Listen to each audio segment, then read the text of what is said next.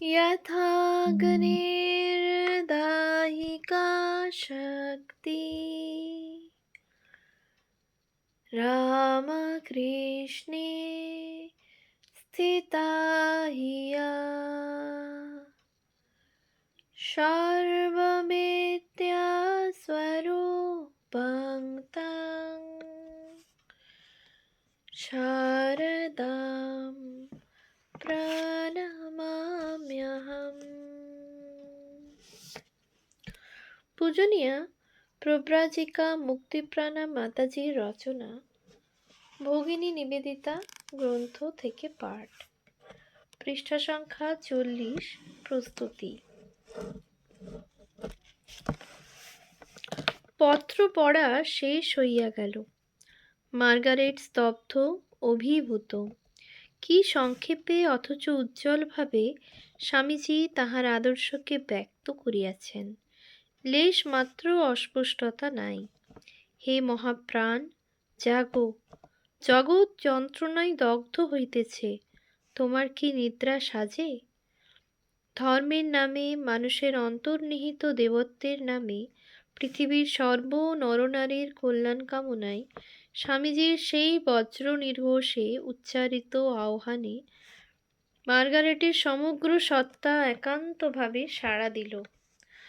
তাহার ভিতরকার মহাপ্রাণ সর্বপ্রকার ব্যক্তিগত বাধাবন্ধন উপেক্ষা করিয়া ত্যাগ, প্রেম ও করুণার মূর্তিমান বিগ্রহ স্বামী বিবেকানন্দের নিকট আত্মোৎসর্গের মন্ত্রে দীক্ষিত হইল। আর একদিন কথা প্রসঙ্গে সামান্য উপলক্ষে স্বামীজি মার্গারেটের দিকে ফিরিয়া বলিলেন, স্বদেশের নারীগণের কল্যাণকল্পে আমার কতকগুলি সংকল্প আছে। আমার মনে হয় সেগুলিকে কার্যে পরিণত করতে তুমি বিশেষভাবে সাহায্য করতে পারো। সাক্ষাৎ আহ্বান। মার্গারেট ক্রমাগত ভাবিতেছিলেন স্বামীজির আহ্বানের যথার্থ প্রকাশ কোন রূপে ঘটিবে। আজ বুঝিলেন জীবনযাত্রার আমূল পরিবর্তন করিতে হইবে। ভাবী জীবনের যে চিত্র অঙ্কনে তিনি অভ্যস্ত হইয়াছিলেন তাহা ত্যাগ করা কষ্টবোধ হইতেছিল। সেজন্য স্বামীজির সংকল্পগুলি কি ধরনের তাহা তিনি জানিতেও চাহিলেন না। শুধু অনুমান করিলেন অনেক জিনিস তাহাকে শিখিতে হইবে এবং জগৎ সম্বন্ধে তাহার ধারণাকে এদিক ওদিক করিয়া লইতে হইবে। কিন্তু সহজ কি এই চিরাভ্যস্ত জীবনযাত্রা? জীবনের সুনির্দিষ্ট গতি, আত্মীয় স্বজন, বন্ধু বান্ধব এ সকল ত্যাগ করিয়া যাওয়া? যে আহ্বানের জন্য তিনি এতদিন অতন্দ্র নেত্রে অপেক্ষা করিতেছিলেন, কে জানিত সত্যের সেই আহ্বান এত কঠোর?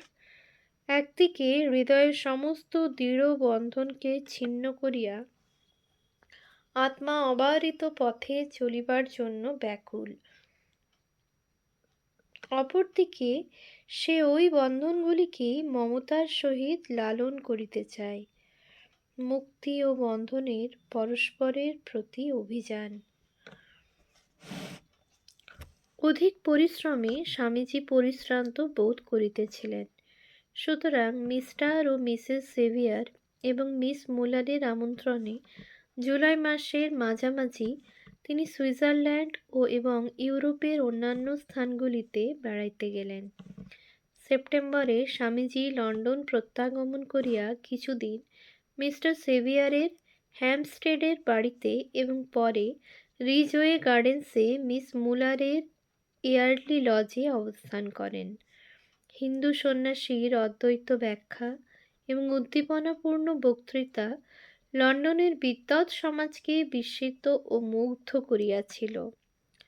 সম্ভ্রান্ত ব্যক্তিগণ ব্যতীত বহু ধর্মযাজকের উপরেও বেদান্ত মতবাদের প্রভাব বিশেষ রূপে পড়িয়াছিল।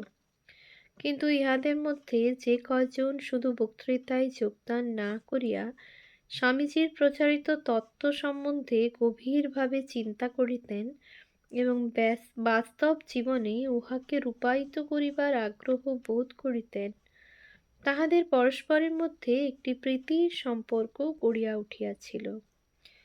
Miss Henrietta Muller, Miss Margaret Noble, Mister E T. Sturdy, Mister Goodwin এবং মিস্টার ও মিসেস সেভিয়ার ইহাদের মধ্যে প্রধান। স্বামীজীর নিকট ইহারা সকলেই দীক্ষা গ্রহণ করিয়াছেন।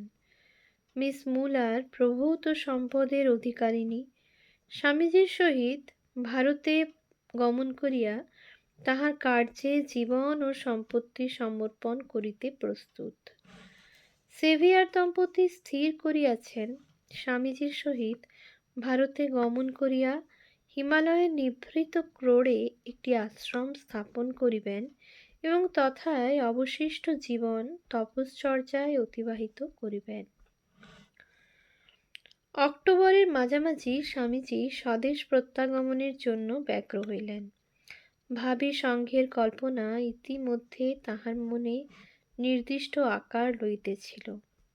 সন্ন্যাসীরূপে আদর্শ প্রচার করাই ছিল তাহার উদ্দেশ্য, কিন্তু যুগাচার্যরূপে তাহার মন সঙ্গে সঙ্গে আদর্শকে বাস্তবে পরিণত করিবার সুস্পষ্ট পন্থা অনুসন্ধান করিতেছিল।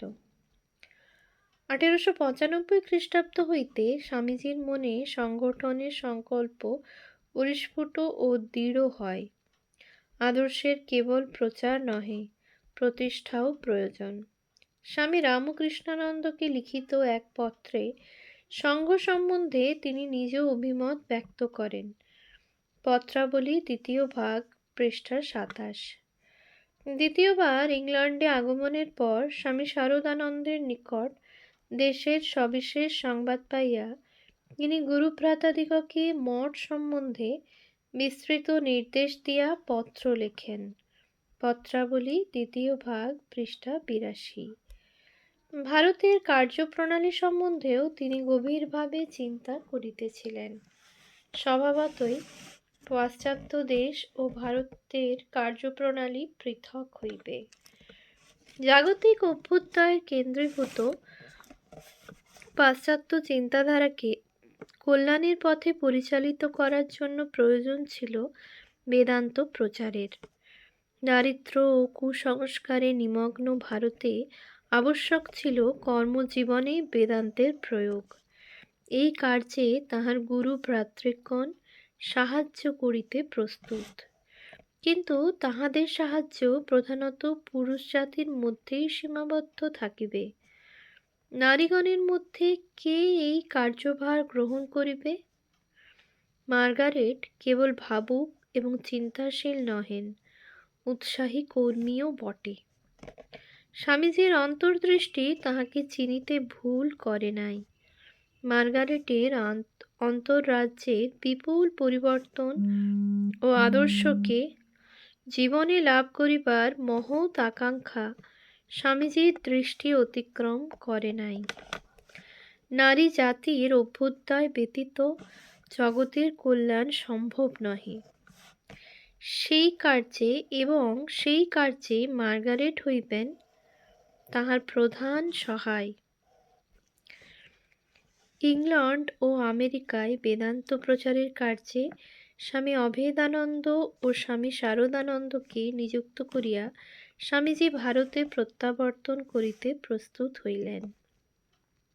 স্থির হইল সেভিয়ার দম্পতি এবং সেক্রেটারি রূপে জে গুডউইন স্বামীজীর সঙ্গেই যাইবেন। মিস মুলার এক সঙ্গিনী মিস বেল সহ কিছুদিন পরে যাত্রা করিবেন। মার্গারেট ইতিমধ্যে মন স্থির করিয়াছেন। স্বামীজীর সহিত এখনই চলিয়া যাওয়া তাহার পক্ষে সম্ভব নহে। তাহার সপ্রতিষ্ঠিত বিদ্যালয়টির ব্যবস্থা করিতে হইবে। সংসারের সকল দায়িত্ব তাহার উপর। তাহারও উপযুক্ত ব্যবস্থা প্রয়োজন।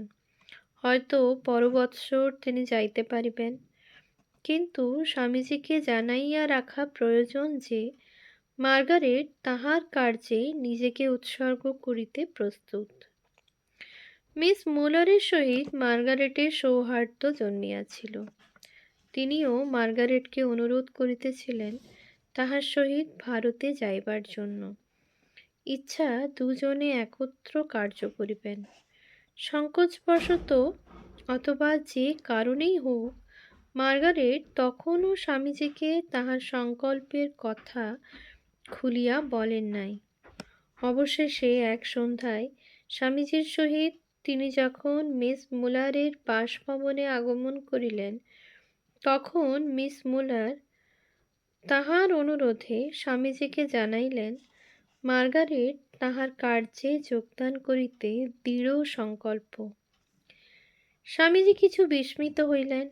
মার্গারেট নিজেকে প্রস্তুত করিতেছিলেন, ইহা তাহার অবিদিত ছিল না, কিন্তু যে তিনি ইতিমধ্যে সংকল্প স্থির করিয়া ফেলিয়াছেন তাহা জানিতেন না। মার্গারেটের ত্যাগ তাহার অন্তর স্পর্শ করিল। ধীরে ধীরে স্বামীজি বলিলেন, আমার কথা বলতে গেলে আমি স্বদেশবাসীর উন্নতিকল্পে যে কাজে হস্তক্ষেপ করেছি তা সম্পন্ন করবার জন্য প্রয়োজন হলে 200 বার জন্মগ্রহণ করব। কি গভীর অনুরাগ স্বদেশের প্রতি!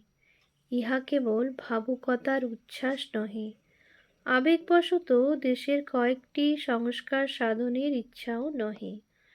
নির্দিষ্ট প্রণালী অবলম্বনে সমগ্র জীবন ব্যাপিয়া তিনি স্বদেশের আমূল পরিবর্তন সাধনে বদ্ধপরিকর। এক জন্মে না হইলে শত শত জন্মে সে উদ্দেশ্য সাধনে প্রস্তুত।